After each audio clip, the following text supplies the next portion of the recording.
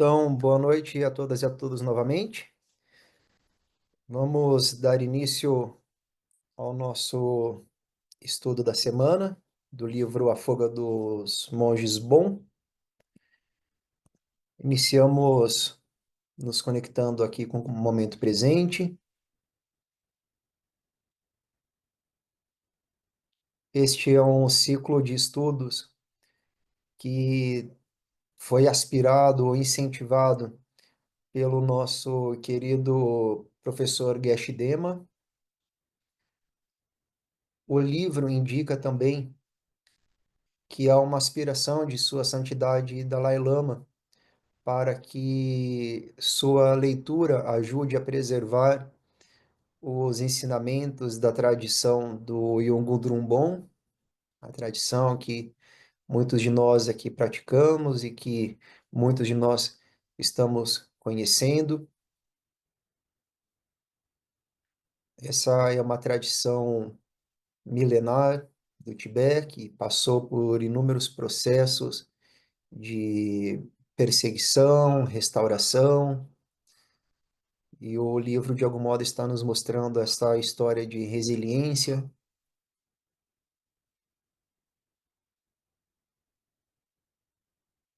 Então, é muito meritório que nós possamos estar criando essa interdependência com este ciclo de estudos.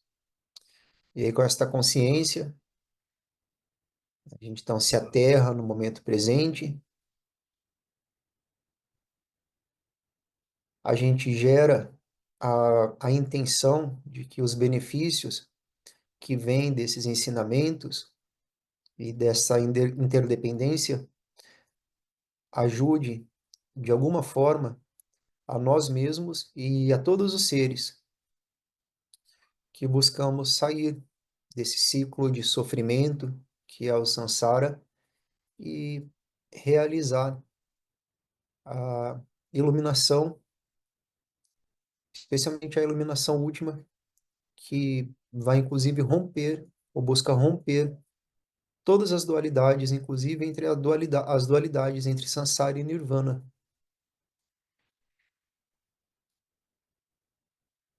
Nós tomamos refúgio na linhagem do bom, seus Budas, em seus mestres, em suas Dakines, seus Idans, e nós pedimos as bênçãos, as licenças e a proteção, não apenas nesse momento aqui de estudos, mas em todos os momentos de nossa vida. Nós também fazemos uma, uma prática de Guru Yoga, e nesta prática nós estamos nos conectando com um grande mestre vivo do Yungun Drumbon, Tenzin Nandak Lompo Rinpoche, que completa 100 anos, agora em 2025, completou 100 anos, e também é em comemoração a esse centenário que nós estamos realizando esse estudo e dedicando a, a leitura. Estamos dedicando a vida longa de Tenzin Nandak Lompo Rinpoche, que é um dos protagonistas do livro. Sua história é relatada em profundidade aqui nesta obra, Na Fuga dos Monges Bons. Embora nós estejamos nos conectando com, com Rinpoche, com Tenzin Nandak Lompo Rinpoche, nós entendemos na tradição do bom, assim como nas outras tradições do Tibete, nas tradições budistas do Tibete, que os mestres realizados, os mestres iluminados, eles representam a essência da própria iluminação, que está presente em todos os seres realizados. Em uma instância última, não há separação nem entre os seres iluminados e nem entre nós e os seres iluminados. Todos nós compartilhamos essa essência comum da iluminação, já está presente em nós. O que nós buscamos com o Guru Yoga é a ajuda dos mestres para que nós possamos reconhecer em nós mesmos e experienciar em nós mesmos essa essência iluminada, essa base iluminada, que é a base verdadeira da nossa própria existência. Então, a prática de Guru Yoga é uma prática que é a essência de todos os ensinamentos, especialmente do Dzogchen, porque é a prática que vai nos trazer na autorrealização. E é nessa prática, então, a gente visualiza Lompo Rinpoche como a união de todos os mestres iluminados, de todas as linhagens. Na tradição Bon, nós estamos estudando às segundas-feiras o livro Maravilhas da Mente Natural, e lá nós estamos aprendendo sobre Tapiritsa, que é um Buda, um mestre iluminado, um Buda completo, realizado, que é o lama raiz, é o mestre raiz da tradição de Dzogchen, que é a principal linhagem, principal abordagem, principal ciclo de ensinamentos do bom, que tem no Lompo Rinpoche, no Tenzin Dankan Lompo Rinpoche, o seu sustentador, o sustentador da linhagem, das diferentes linhagens do bom, né? Então nós podemos visualizar que o Rinpoche, que o mestre, que o Lompo Rinpoche, é inseparável de Tapiritsa, é inseparável do Buda Tompa Sherab, é inseparável de todos os Budas de todas as tradições. Ele é agora, nesse momento, nosso lama raiz. Então, com essa abertura, nós pedimos suas bênçãos que chegam até nós na forma de uma luz branca que sai de sua testa e chega à nossa testa por meio da coroa de nossa cabeça. E essa luz branca traz o empoderamento, as bênçãos, as energias do corpo iluminado.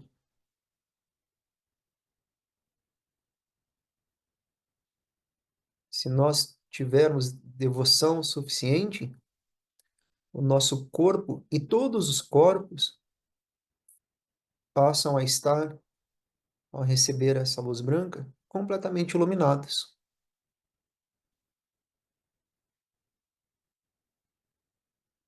Nós podemos reconhecer esse aspecto iluminado do corpo por meio da experiência da quietude do próprio corpo. O corpo parado, o corpo quieto,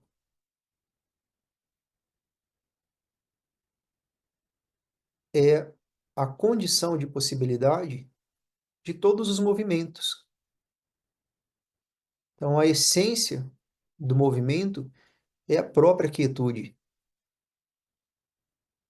Se nós reconhecermos o nosso corpo quieto, parado,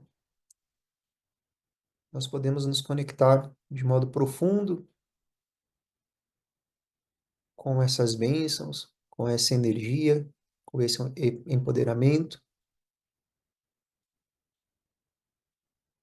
E podemos imaginar que todos os seres também estão nesse momento recebendo essa mesma luz, se liberando do sofrimento físico, das doenças.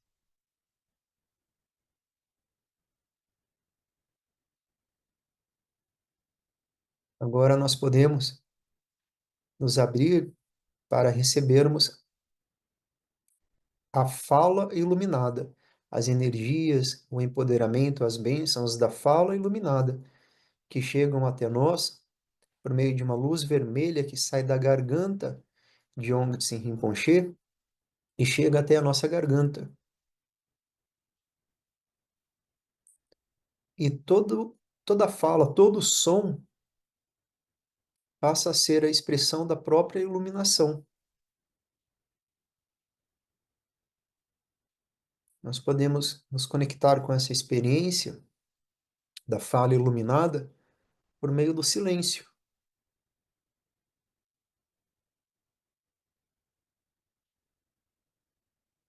A gente pode escutar o silêncio.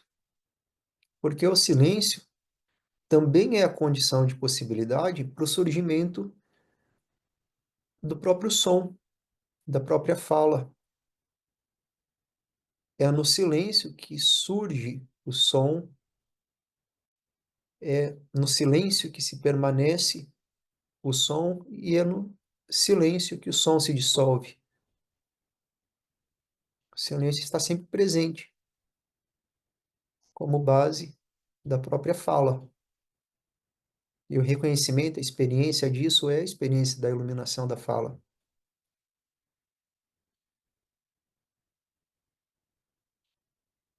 A gente pode respirar e descansar na quietude do corpo, no silêncio da fala. E a gente pode agora também experienciar e receber as bênçãos da mente iluminada por meio de uma luz azul que sai do coração de Ong de Rinpoche e chega até o nosso coração, trazendo o empoderamento, as bênçãos, as energias do aspecto iluminado da nossa própria mente.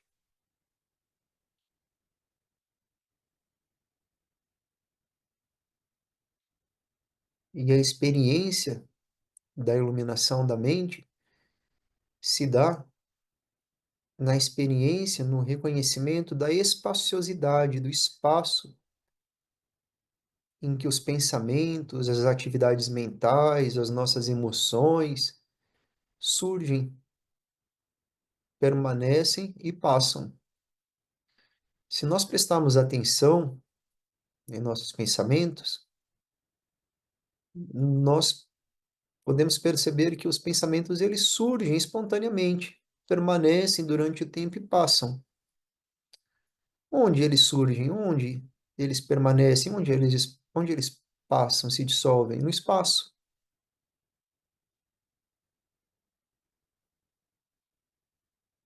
E esse espaço é o aspecto iluminado da mente, que está sempre presente.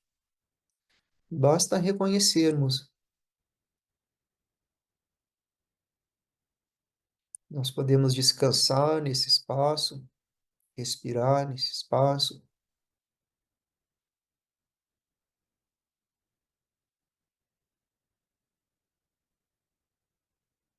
e com essas bênçãos, então, com a prática de Guru Yoga, a gente inicia mais um ciclo mais uma sessão de estudos do livro, A Fuga dos Monges Bom. Nós, vou compartilhar aqui, estávamos vendo na semana passada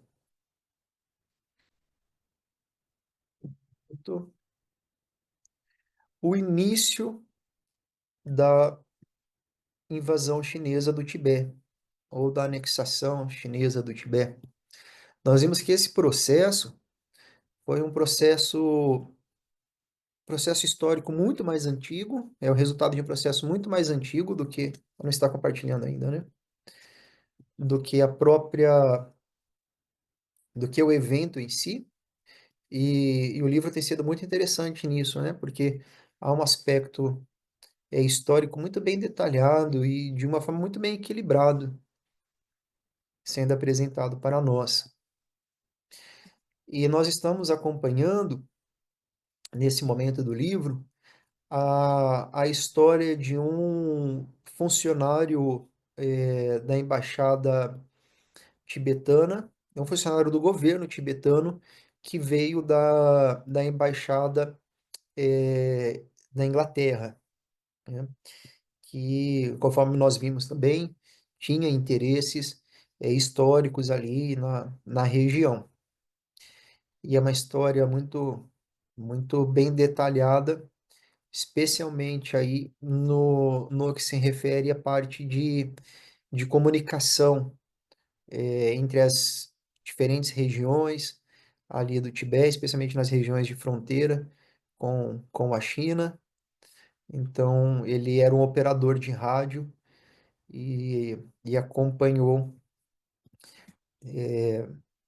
de um modo muito próximo, né, toda essa movimentação que precedeu a invasão. E aí nós terminamos a semana passada, então, é, com ah, a, a passagem, né, do Ford, que é esse funcionário,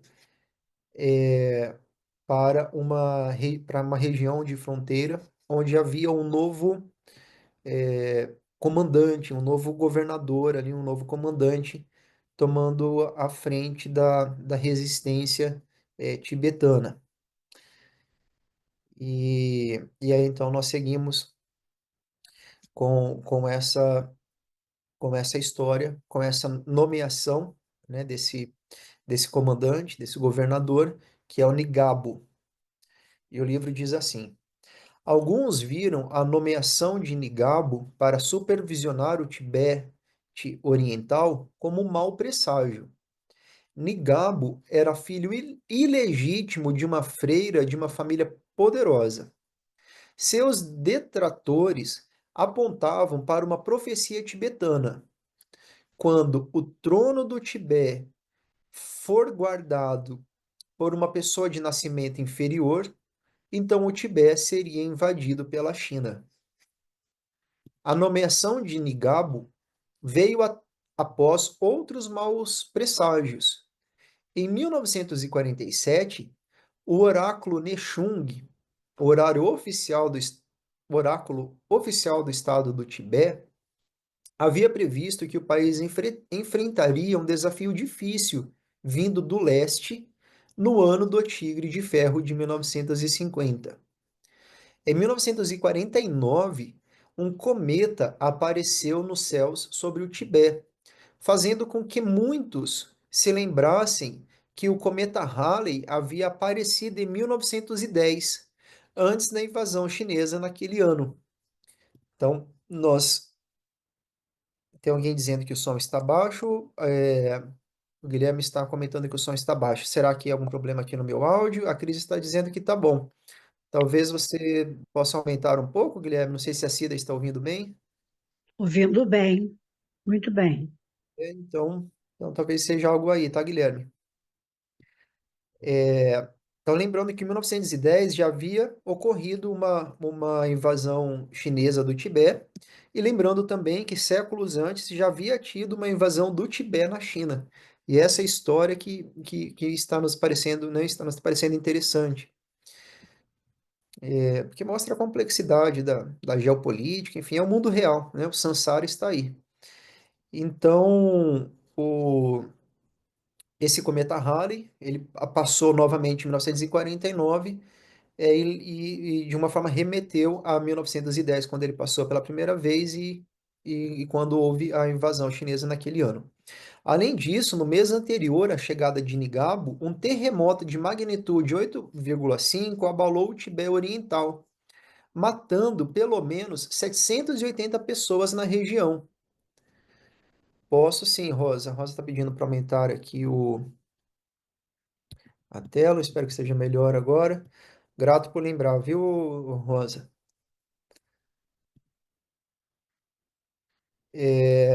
Matando pelo menos 780 pessoas na região, derrubando edifícios, inchando e mudando o curso do rio mais longo do Tibete, o Yarlung Tsangpo. Se me permite fazer um adendo aqui, essas abordagens proféticas do, do Tibete como um todo, elas são muito presentes e acabam determinando muitos fatos históricos, né, naquele país.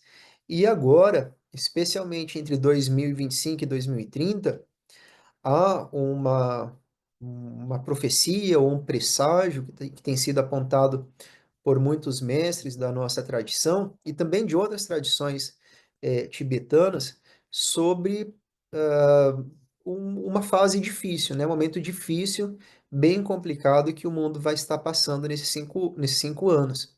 E é por isso que a Andrea, inclusive, tem nos propiciado aí, com a autorização dos nossos professores, uma prática de proteção com um dos principais protetores do bom, que é o Drempananca.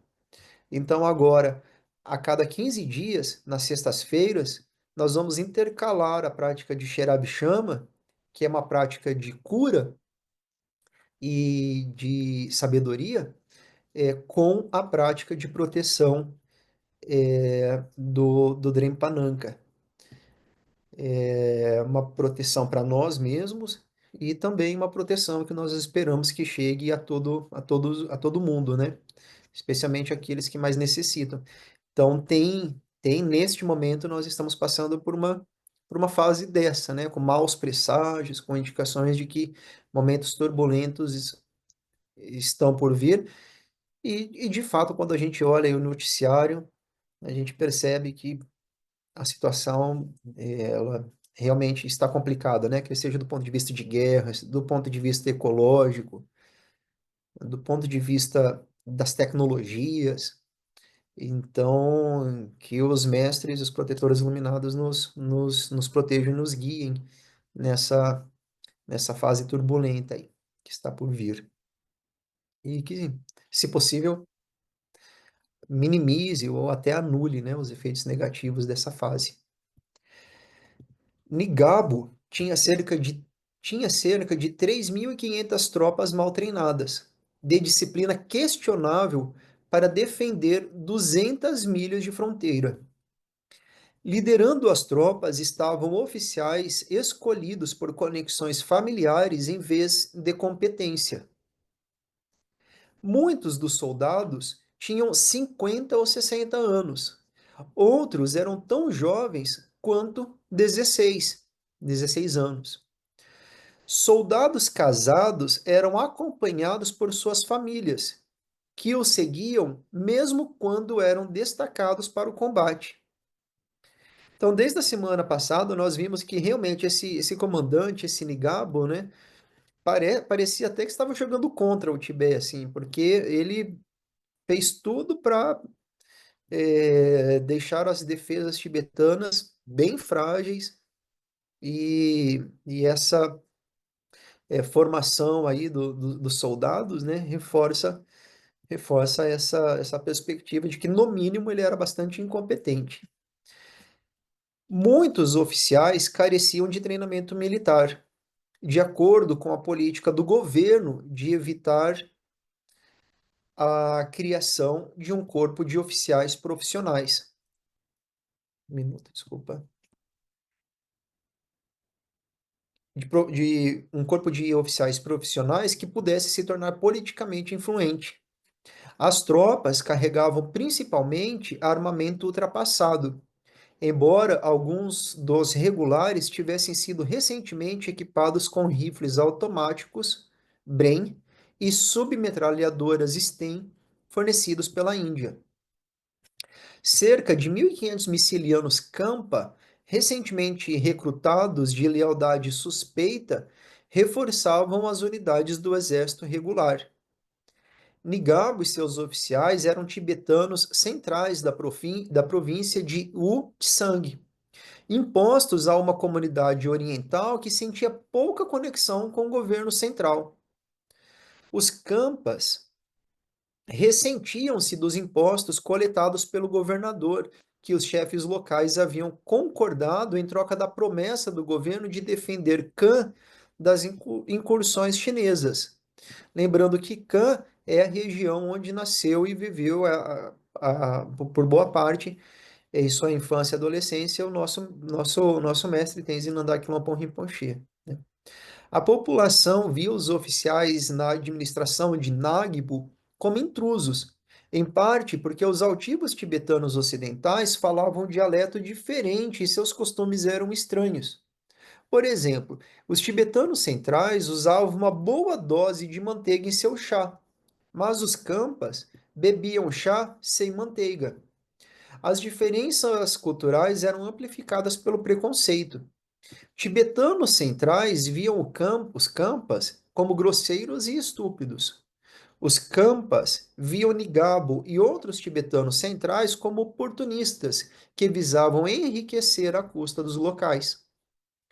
Os campas também ressentiam sua falta de acesso ao poder político, bem como as exigências dos funcionários do governo que os forçavam a fornecer transporte gratuito para seus empreendimentos comerciais.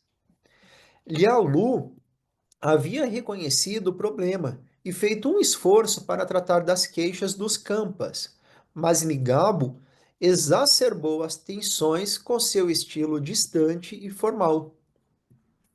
Os chineses queriam evitar lutar contra os campas, conhecidos por suas ferozes habilidades de luta e cavalaria. Os funcionários chineses entendiam que os campas eram ambivalentes em relação ao governo de Lhasa e que eles, principalmente, temiam que os comunistas atacassem sua religião e cultura. Para dissipar esses tremores, as tropas chinesas receberam ordens de cortejar a população, pagando tudo em dinheiro, evitando as mulheres locais e permanecendo em seus acampamentos quando não estavam de serviço. Seus esforços colheram resultados nas áreas tibetanas étnicas de Sichuan, no lado leste do Alto Yangtze. Parte da população foi conquistada e vários tibetanos influentes começaram a cooperar com o exército chinês. Na semana passada, os autores do livro, que são autores norte-americanos, né, não são autores chineses, eles já haviam falado que o Exército da Libertação Nacional, o Exército Popular, né, do regime comunista chinês, além de muito organizado, era muito cooperativo com a população local, inclusive ajudavam na agricultura. Aqui está falando que eles não estupravam, né? Não estupravam as mulheres, enfim, é o mínimo que se espera, mas lembrando que estamos em contexto de guerra e que nas guerras os exércitos cometem atrocidades. E o livro nos mostra assim, um aspecto histórico interessante, desse momento pelo menos, né? Depois nós já sabemos que a China ela vai é, é, se tornar bastante violenta aí na repressão do Tibete, mas nesse momento inicial eles estavam buscando mais a cooperação. Enfrentando o escasso exército tibetano do outro lado do rio Yangtze, estava um exército comunista chinês experiente em batalhas de 5 milhões de homens. Apesar de seus uniformes surrados e sortimento de armamentos americanos e russos, as tropas eram dedicadas e altamente treinadas.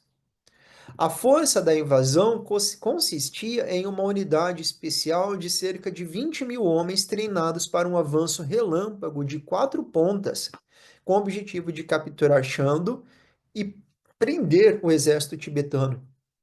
A força recebeu treinamento especial em ataques noturnos e condicionamento para alta altitude, com ênfase em percorrer longas distâncias sem parar. Disciplina, treinamento e números davam aos chineses uma vantagem, mas que poderia ser atenuada se os tibetanos usassem as defesas proporcionadas pela formidável paisagem que os chineses enfrentariam após atravessar o Alto Yangtze. A dificuldade do terreno confrontando os chineses se reflete no nome tradicional de Kan. E aqui o nome é esse, né? Shi Gandruk, ou algo assim. Ou, a tradução, quatro rios, seis cordilheiras. Uma referência a seis cordilheiras paralelas que drenam para as profundas gargantas dos rios Salween, Mekong, Yangtze e Yalong, todos com nascentes no Planalto tibetano. Então a geografia era muito favorável ao Tibete. E ainda é, né? O Tibete ele é muito fechado, não apenas politicamente, mas também, talvez, sobretudo, geograficamente. E essa região, especialmente, é uma região ainda mais fechada, né? Protegida por quatro rios e seis cordilheiras. As tropas chinesas cruzariam o Alto Yangtze e se dirigiriam para a Cordilheira Hengduan, que corre de norte a sul ao longo da fronteira, com picos de até 20 mil pés. As trilhas apertadas que seguiram o Alto Yangtze até seu objetivo serpenteavam por montanhas íngremes e vales profundos cobertos com florestas de pinheiros e bosques de bordo, carvalho e bambu. No verão, as clareiras florescem com aglomerados de rhododendros, liláceas, primaveras e rosas, beleza que disfarçava o perigo que a paisagem representava para uma força invasora. Então, aqui são nomes de flores, né? Flores que traziam a beleza e disfarçavam, segundo o texto, o perigo da paisagem. O mesmo terreno acidentado e ampla cobertura poderiam permitir que um pequeno e determinado grupo de defensores contivesse uma força superior em passagens estreitas.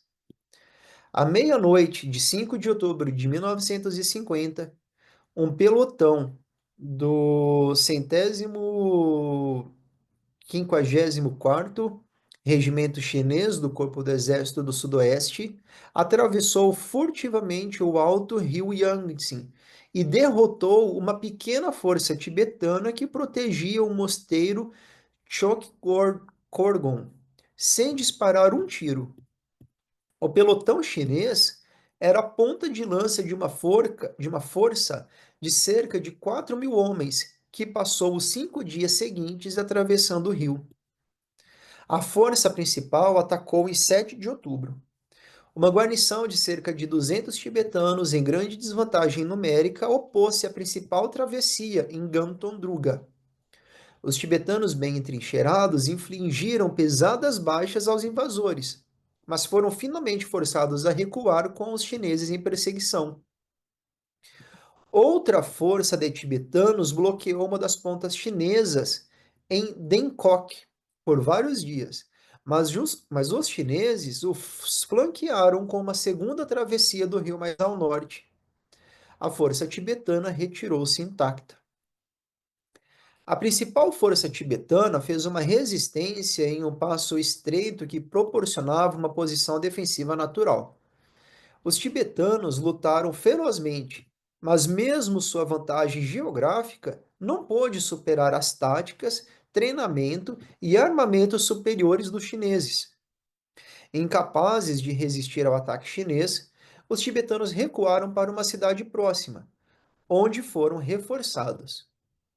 Acreditando que haviam deixado os chineses muito atrás, os tibetanos, em retirada, acompanharam para a noite, sem perceber que as tropas chinesas haviam perseguido sem pausa, movendo-se pelas montanhas durante a noite. Os chineses atacaram na escuridão, pegando os tibetanos desprevenidos. As tropas chinesas aterrorizaram as tropas tibetanas, batendo gongos, gritando e disparando artilharia. Atordoados pelo inesperado ataque, os tibetanos foram incapazes de organizar uma defesa coordenada. A força tibetana se dissolveu em fuga com suas famílias a reboque. O desastre abriu o caminho para Chamdo aos invasores. Não havia reforços para lançar na brecha porque Ngabo havia falhado em criar uma reserva. Sem forma de se comunicar com seus postos avançados, Ngabo permaneceu alheio à invasão chinesa até 5 dias após o seu início. A notícia veio de Ford, que soube da invasão enquanto estava em seu posto em Chamdo monitorando uma transmissão da Índia. Nigabo usou imediatamente o rádio de 2 vias para buscar instruções do governo em Lhasa. O ajudante de campo de Nigabo, Tsogol, falou pelo rádio sem fio com o oficial em Lhasa.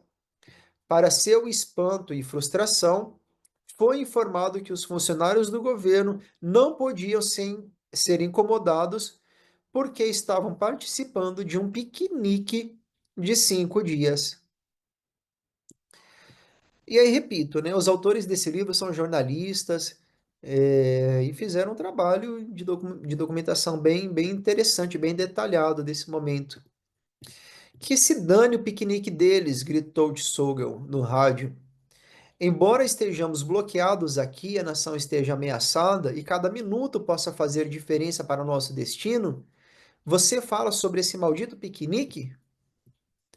Os chineses haviam derrotado ou contornado guarnições tibetanas por toda a fronteira, e duas pontas do ataque estavam se dirigindo para Chamdo, sem nada em seu caminho.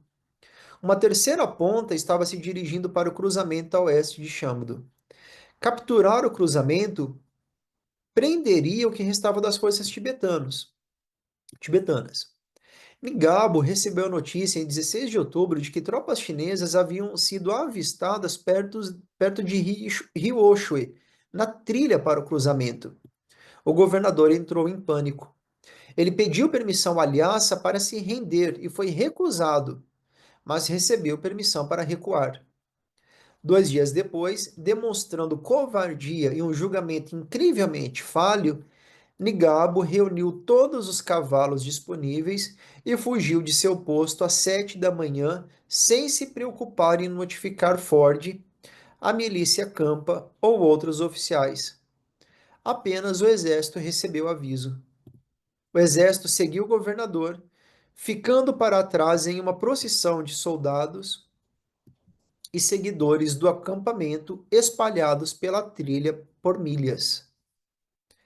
Ford acordou naquela manhã para encontrar a cidade em tumulto. Os milicianos Campas, irritados porque Nigabo havia descumprido sua promessa de defender a cidade, estavam saqueando edifícios do governo. Ford selou seu cavalo e saiu da cidade, evitando os Campas, que poderiam tê-lo matado em sua fúria. Ele cavalgou 8 horas para finalmente alcançar Nigabo às 4 da tarde. Às 18, Nigabo recebeu a confirmação de que os chineses haviam tomado Ryoshi. O comandante da guarnição da cidade entrou em pânico quando os primeiros tiros foram disparados e fugiu, deixando suas tropas para oferecer uma resistência ineficaz. Os chineses ocorriam em direção ao cruzamento. Nigabo atravessou o passo Lagong de 15 mil pés às 22 horas. A meio caminho da montanha, Nigabo encontrou um grupo de cerca de 30 soldados tibetanos trazendo artilharia, rifles e munições de Lhasa. Ignorando seus conselheiros atônitos, Nigabo, inexplicavelmente, ordenou que os soldados jogassem a munição e as armas de um penhasco e se juntassem à fuga.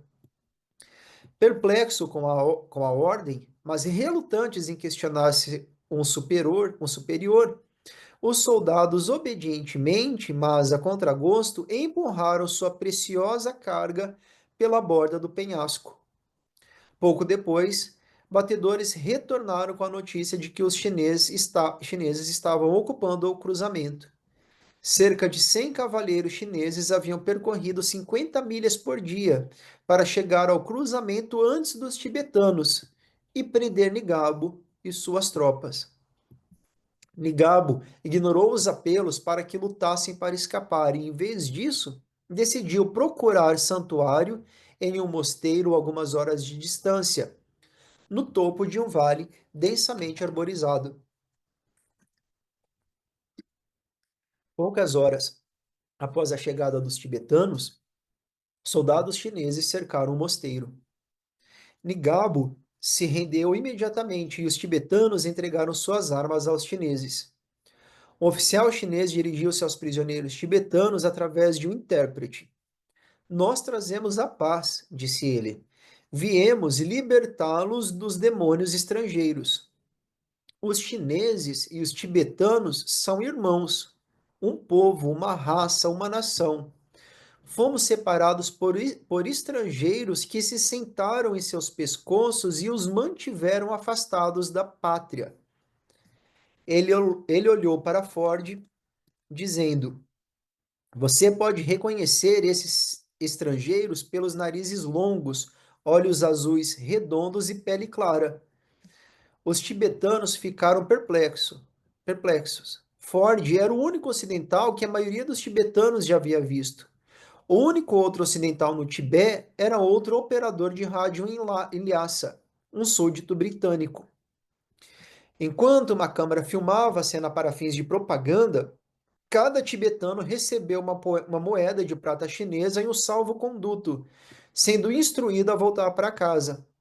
Ford foi levado para uma prisão na China, onde ficou detido por 5 anos de interrogatório e reeducação, com constante medo de execução. Embora o caminho para Lhasa agora estivesse aberto, o Exército Vermelho avançou para o oeste apenas para uma curta distância e parou. Sua intenção era forçar os tibetanos à mesa de negociações, sem recorrer a mais força. Mao Tse-tung, queria evitar lutar em um terreno tão acidentado com logística impossivelmente difícil. Apenas mulas podiam transportar suprimentos ao longo de uma linha que se estenderia por mais de 1.000 milhas até Lhasa. A invasão chocou o governo tibetano, que novamente buscou ajuda fora de suas fronteiras. O Tibete apelou à comunidade internacional, mas a atenção do mundo estava em outro lugar. A Coreia do Norte havia invadido a Coreia do Sul, um mês depois que os chineses cruzaram a fronteira tibetana. Os apelos do Tibete foram ignorados. Em Lhasa, o desastre militar de Khan foi recebido com desprezo, refletido em canções de rua que nomeavam dois dos comandantes infelizes sob Nigabo.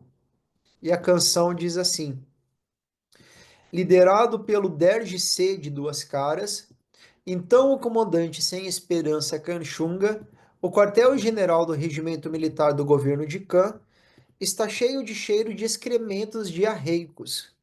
O grande e feroz comandante, que nunca pôs os olhos no inimigo, por um pedaço de merda, assustou-se e fugiu. O 14º Dalai Lama fugiu para a fronteira indiana, mas voltou para Lhasa em julho de 1951 após consultar um oráculo. Nigabo ganhou infâmia e mudou o curso da história tibetana quando assinou um acordo de 17 pontos em 23 de maio de 1951 em Pequim, prometendo autonomia tibetana e não interferência na religião em troca do controle chinês das relações exteriores do Tibete. Nigabo assinou o documento sem consultar os outros membros do Kashag, ou Dalai Lama. O jovem Dalai Lama enfrentou um fato consumado. Decidindo tirar o melhor proveito das circunstâncias, ele esperava que, cooperando com a China, pudesse evitar derramamento de sangue e formar uma parceria que garantiria que a religião e a cultura do Tibete não seriam afetadas pelo domínio chinês. Mas o pior ainda estava por vir. Então, acho que podemos terminar aqui, até porque é o fim do capítulo, depois já começaremos o capítulo 5. Vou só anotar aqui para não nos perdermos. Terminamos aqui em 15/4.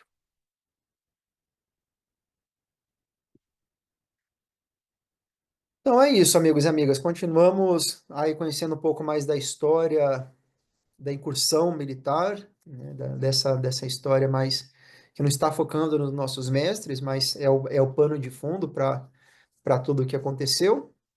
E de alguma forma isso nos enriquece, né, culturalmente, historicamente. Então, acho que está valendo muito a pena aí essa experiência. Não sei se alguém quer compartilhar alguma coisa.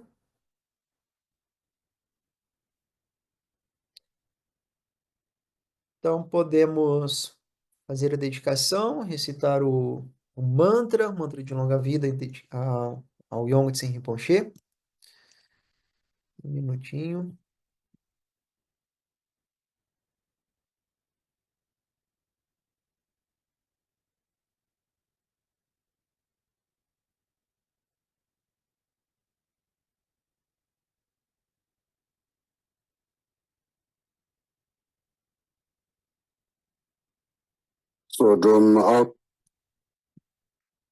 Tirar aqui. Então, nós falamos aqui durante a leitura sobre a prática de Drempananka E, e o mantra de longa vida é o mantra de Tenzin Wangyal, que é filho do Drempananka, né? Então é um mantra muito poderoso também, é um mantra de proteção, mas sobretudo um mantra muito voltado aí à vida longa, à saúde, à vida longa, à força vital, à prática de resgate da alma, que é uma prática bem importante no bom, né? Chamada em inglês, em português, de resgate da alma. Tem uma questão aí de tradução, mas para nós entendermos é essa prática, né? Resgatar a nossa força vital. Então, nós dedicamos aí esse mantra para a vida longa do Yongtse Rinpoche, do nosso mestre, do nosso professor direto, a Tenzin Wangyal Rinpoche, e também podemos dedicar para todos os seres, para aqueles que estão precisando, para nós mesmos. Então é um momentinho aí para nos conectarmos com o mantra. Agara mula tinama vado moye tse ne za sodro aga mula tinama vado moye tse ne za sodrum agara mula tinama vado moye tse ne za sodro aga mula tinama vado moye tse ne za Sodrum agara mula tinam vado moye tse ne za Sodro aga mula tinam vado moye tse ne za Sodrum agara mula tinam vado moye tse ne za Sodro aga mula tinam vado moye tse ne za Sodrum agara mula tinam vado moye tse ne za Sodro aga mula tinam vado moye tse ne za Sodrum agara mula tinam vado moye tse ne za Sodro aga mula tinam vado moye tse ne za Sodrum agara mula tinam vado moye tse ne za Sodro aga mula tinam vado moye tse ne za So ne za E aí dedicamos então uma prece de dedicação, toda a virtude pura realizada por meio das três portas, dedico ao bem-estar de todos os seres dos três reinos. Havendo purificado todas as aflições e todos os obscurecimentos dos três venenos, que rapidamente possamos atingir o estado completo de Buda nos três corpos.